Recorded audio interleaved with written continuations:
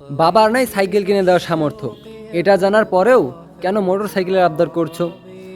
ভুল পথের পথিক হয়ে সেজে থেকো না আর অন্ধ। বাবার দিকে তাকাও আর চাওয়া পাওয়াগুলো বন্ধ করো।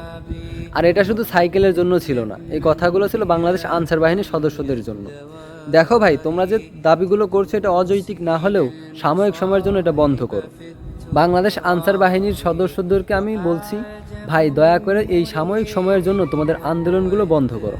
আমিও একজন বাংলাদেশের আনসার বাহিনীর সদস্য।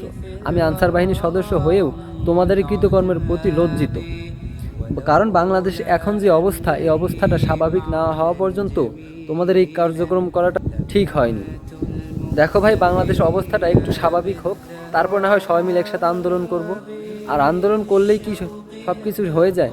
আমাদেরকে বুঝতে হবে এখন দেশের কি অবস্থা।